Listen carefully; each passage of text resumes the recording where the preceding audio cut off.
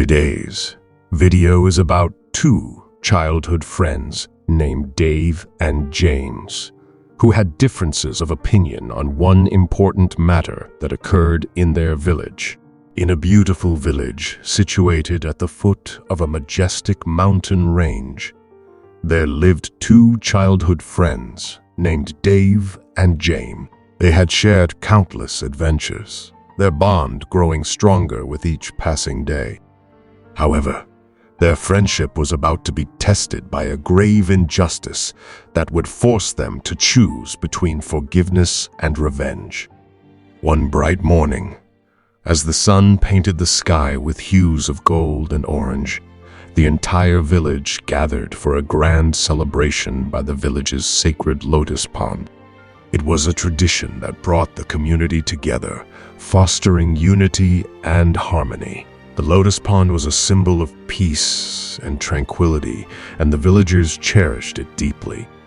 As the festivities reached their peak, an unexpected and tragic event unfolded. A group of reckless young men, not from the village, stormed the celebration, trampling the lotus pond and desecrating its sanctity. They laughed and taunted the villagers, leaving a trail of destruction in their wake. Dave and James, who had been near the pond when the chaos erupted, watched in shock and anger as the lotus flowers, once a symbol of purity, floated helplessly in the murky waters. The entire village was in an uproar, demanding justice for the grievous offense. The village council convened to decide the fate of the intruders. Dave, known for his compassion and level-headedness, advocated for forgiveness. He believed that revenge would only perpetuate hatred and conflict, further tarnishing the village's peaceful spirit. On the other hand, James, fueled by anger and a desire for retribution, argued vehemently for revenge. He wanted to teach the intruders a lesson they would never forget, to make them pay for the pain they had caused. The villagers were divided, torn between the paths of forgiveness and revenge. The tension in the village was palpable, and it seemed as though the bonds of friendship that had held Dave and James together were on the brink of breaking. One evening, as the sun dipped below the horizon, Dave and James sat by the lotus pond, contemplating their choices. Dave broke the silence, his voice filled with sadness. "James, I know how much this pond means to all of us, and I understand your anger. But seeking revenge will only bring more suffering. It will perpetuate a cycle of hatred and vengeance that will poison our village." James clenched his fists, his anger still burning brightly. "Dave, I cannot simply stand by while our sacred pond is desecrated. Those responsible must be held accountable." Dave nodded, his eyes glistening with tears. "I agree, James, but there are other ways to hold them accountable. We can seek restitution and community service from them, helping them understand the gravity of their actions. Revenge will only breed more anger and hatred." Dave pondered James' words. He realized that his approach offered a chance for not only justice, but also healing and reconciliation. Anya had always been the voice of reason in their friendship, and he trusted her wisdom. The next day, Dave and James approached the village council with a proposal for a restorative justice process.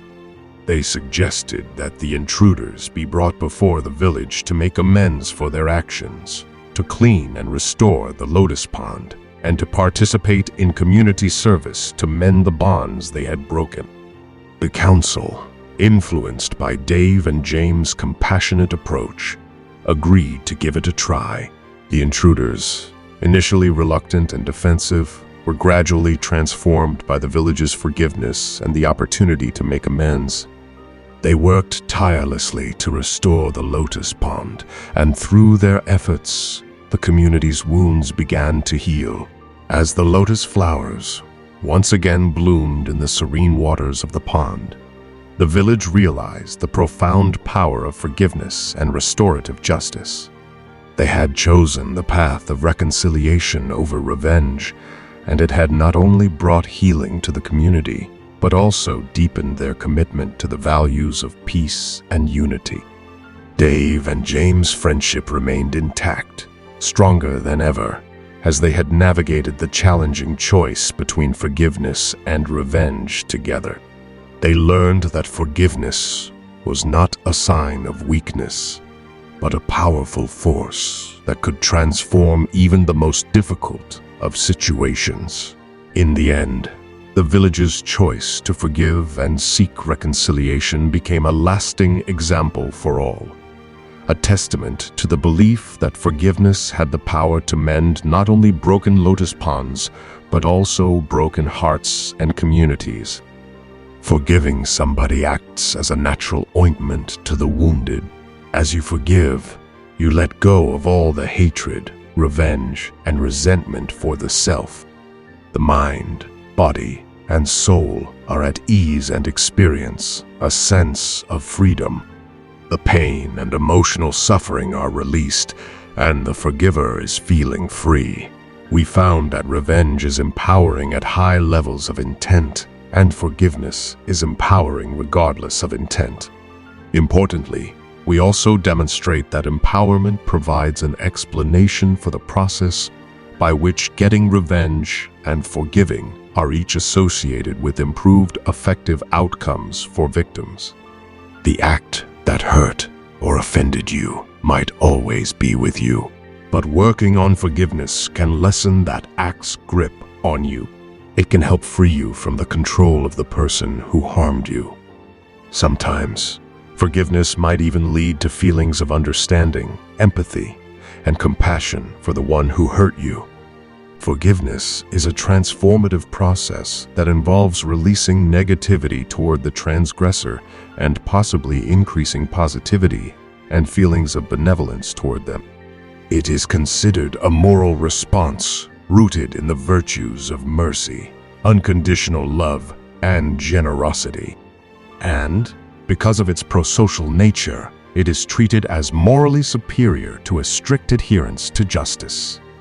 Forgiving others not only makes you the bigger person, but it also benefits your physical, emotional, and mental health.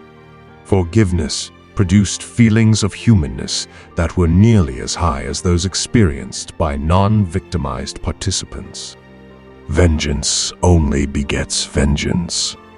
It is a destructive cycle, but when you forgive, you inspire change in both yourself and the other.